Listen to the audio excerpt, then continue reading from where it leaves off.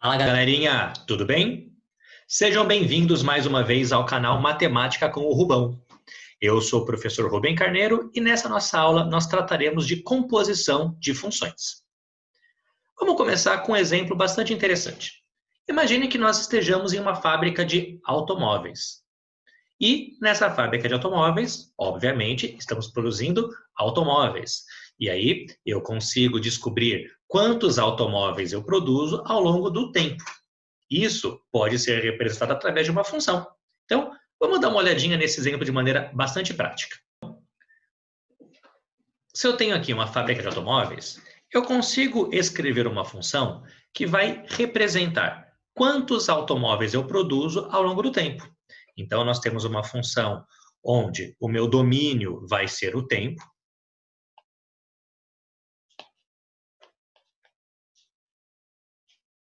E o meu contradomínio vai ser o número de automóveis produzidos.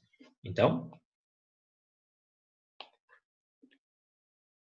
o número de automóveis.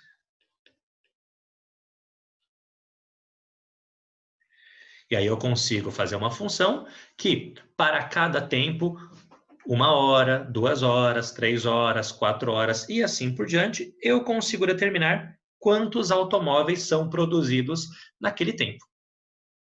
Agora, uma outra função que poderia existir dentro dessa mesma fábrica de automóvel é uma função que vai dizer qual é o custo de produção de acordo com quantos automóveis eu produzi. Então, se eu produzir um automóvel, eu vou ter um certo custo de produção. Vamos chutar qualquer coisa, R$ 500. Se eu produzir 2 automóveis, o meu custo de produção pode ser igual a 550. Se eu produzir 3 automóveis, o meu custo pode ser 700 e assim por diante. Então, eu consigo também determinar uma função que ela vai dizer qual é o meu custo de produção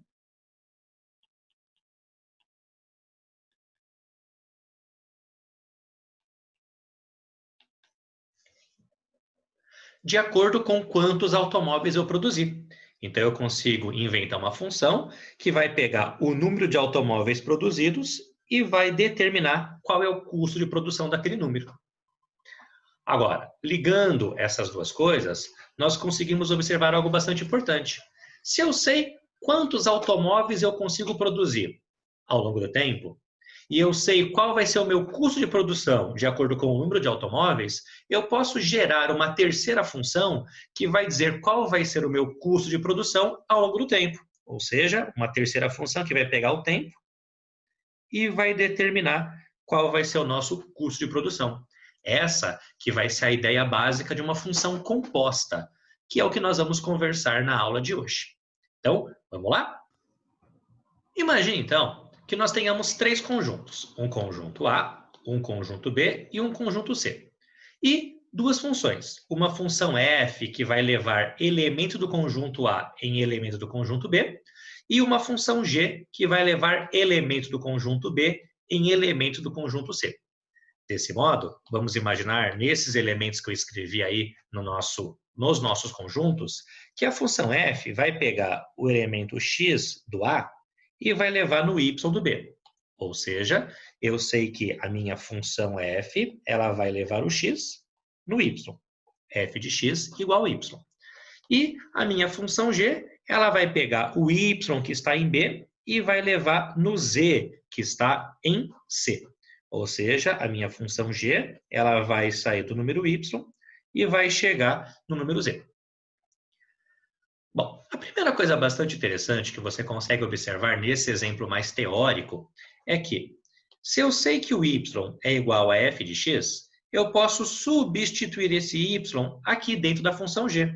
E aí nós vamos descobrir que, juntando essas duas coisas, o g do y, que é a mesma coisa que f de x, é igual a z. Então, eu inventei uma terceira função que vai sair do x e vai chegar no g, no z, perdão. Essa é o que a gente vai chamar de função composta. Então, desenhando ela aqui no meu desenho, ó, é uma função que vai sair do x e vai ligar diretamente aqui no nosso elemento z. Se eu chamar essa função aqui de h, eu vou poder escrever que a função h do número x é exatamente igual a z. Ou seja, a função h desse meu número x é g de f de x. Correto?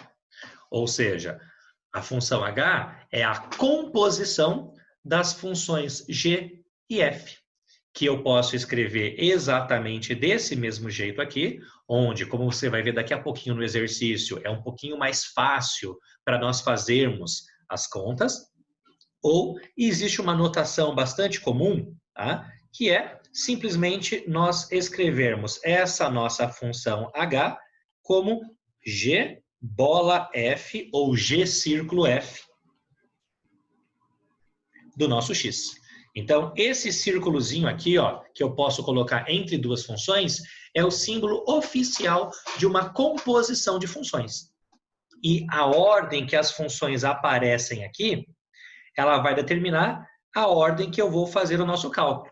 Então, aqui, ó, se o g está à esquerda, aqui ele também está à esquerda. O f à direita, o f também vai estar à direita. Correto? Bom, vamos fazer um exercício onde as coisas ficam um pouquinho mais práticas e um pouquinho mais fácil de entender isso que nós conversamos. O exercício é esse aí. Considere as funções f dos reais nos reais e g dos reais nos reais definidas por f de x igual a x mais 1 e g de x igual a x ao quadrado mais 2. Determine item A, f bola g, e item B, g bola f. Então, vamos lá fazer um item de cada vez, começando pelo item A. Para nós determinarmos f bola g, eu vou calcular f bola g de x, ou seja, a composição de f com g. Bom, usando o significado da notação que nós conversamos agora há pouco, f bola g de x, já que o f está à esquerda, isso aqui vai ser f de g de x.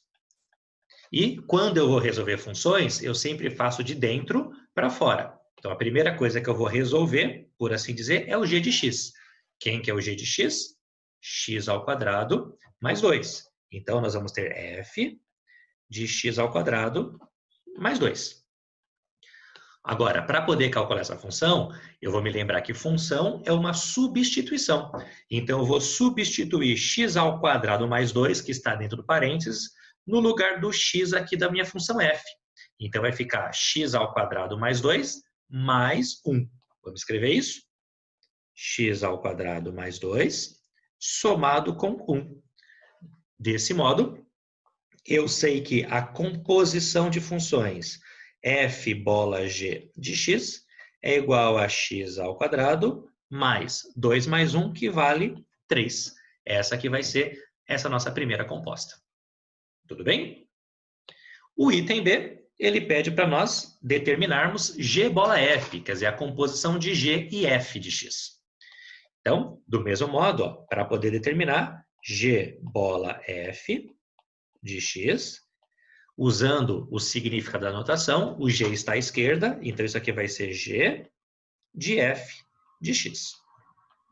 Resolve de dentro para fora. Primeiro eu vou calcular o f de x. Quem que é o f de x? X mais 1. Muito bem. Então, g de x mais 1. Como função é uma substituição, eu vou substituir esse cara que está no parênteses no lugar do x aqui da função g. Vai ficar x mais 1 ao quadrado mais 2.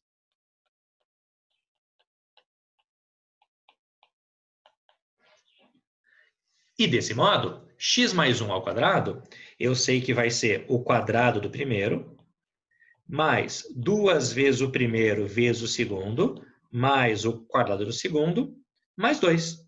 Ou seja, g bola f de x vai ser igual a x ao quadrado, mais 2 vezes x, e 1 mais 2, mais 3. Repara uma coisa bastante importante. Esse exercício, além de nos fornecer 2 exemplos de composição de funções, para nós começarmos a entender na prática o que acabamos de conversar na teoria, ele nos mostra que a ordem que eu faço a composição, ela faz toda a diferença. Então, olha só o resultado de f bola g e de g bola f.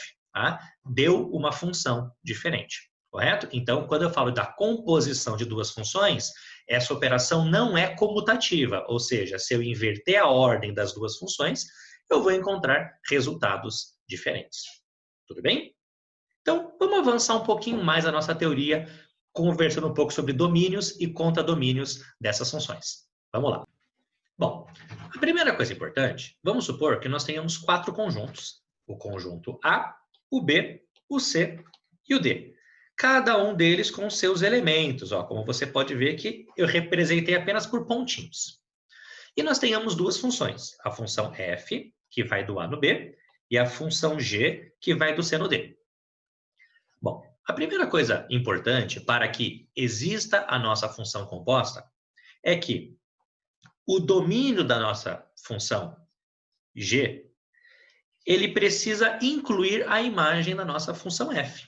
Tá? Mas por que isso? Imagina o seguinte, ó, se eu for tentar calcular a função composta desse primeiro pontinho aqui, ó, eu calculo a função composta, calculo a função f, né, chega nesse ponto, só que a função g ela não sai desse ponto.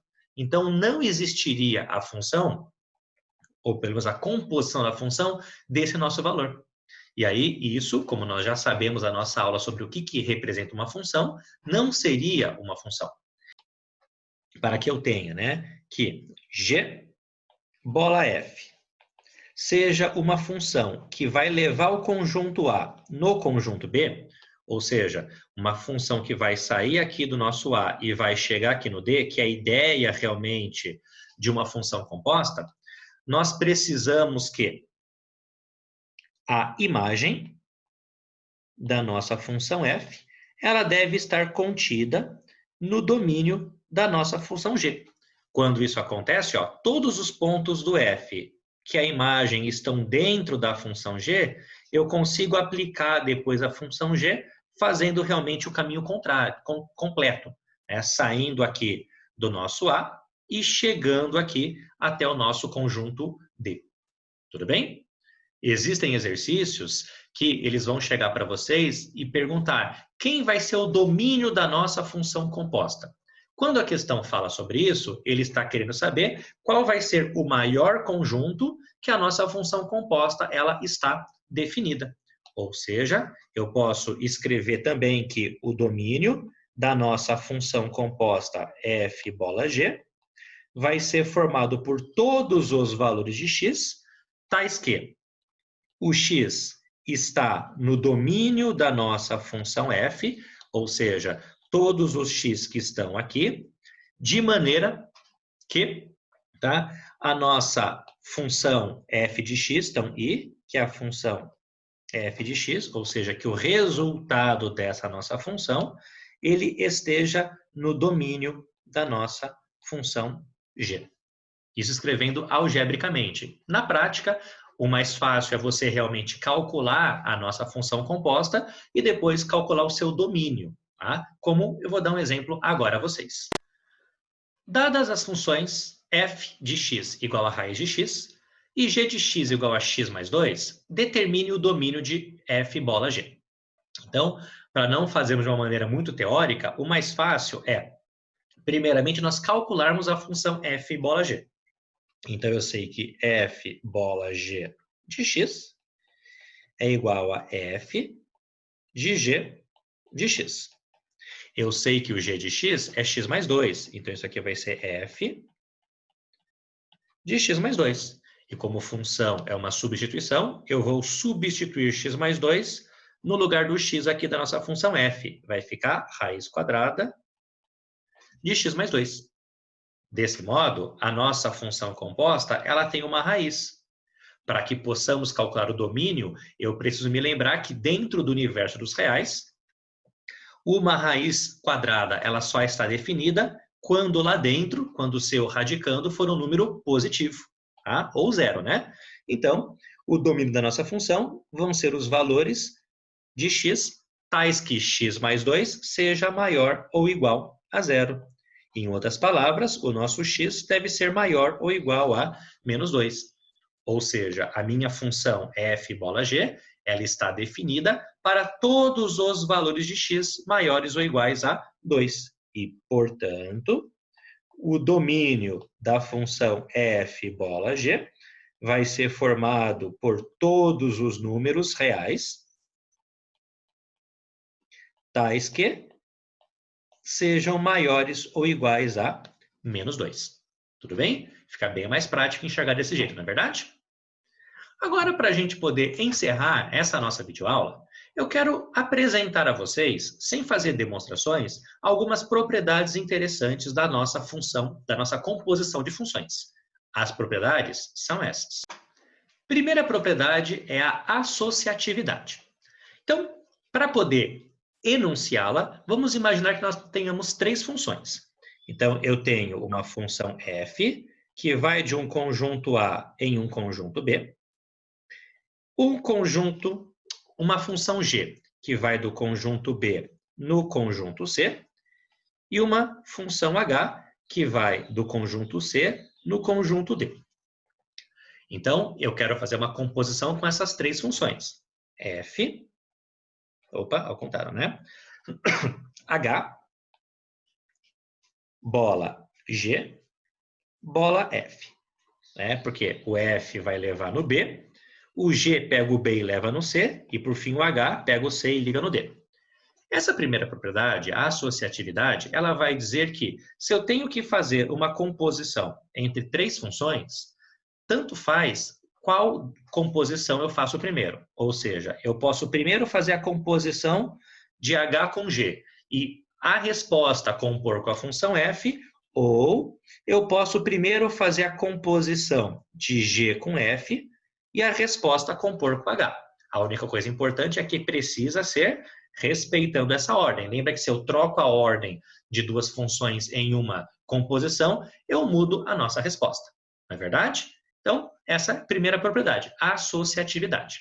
Nossa segunda propriedade vai ser o chamado elemento neutro.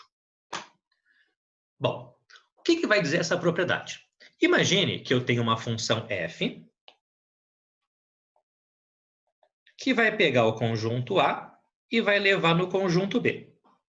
E que nós tenhamos duas identidades. A identidade A, que é aquela que vai levar um elemento do A no mesmo elemento do conjunto A, e a identidade B, que é aquela que vai levar um elemento do conjunto B no mesmo elemento do conjunto B. Lembre-se que identidade é aquela função que ela sai de um número e chega sempre nele mesmo, né? É aquela função y igual a x. O número que chega é exatamente igual ao número que sai. Então, se nós fizermos a composição da f composta com a identidade a identidade A vai pegar um número, vai levar nele mesmo, e depois eu vou calcular a minha função desse número. Ou seja, isso aqui vai ser exatamente igual à função f. Agora, se eu fizer ao contrário, a identidade B composta com f, eu vou primeiro calcular minha função f, e depois a identidade B vai pegar esse número e levar nele mesmo. Ou seja, vai continuar sendo a nossa função f. Ou seja, sempre que eu faço a composição de uma função com a identidade, a composição ou a função composta vai ser exatamente igual à nossa função original. Isso que nós dizemos que é o elemento neutro da composição de funções. Tudo bem? Essa, então, foi a nossa aula sobre funções compostas. Eu espero que você tenha entendido tudo. Tá? Nas próximas aulas, nós vamos continuar a trabalhar com funções e colocarei também alguns vídeos de resoluções de exercícios mais difíceis. Tá? Um abraço a todos vocês e até o nosso próximo encontro. Tchau, tchau.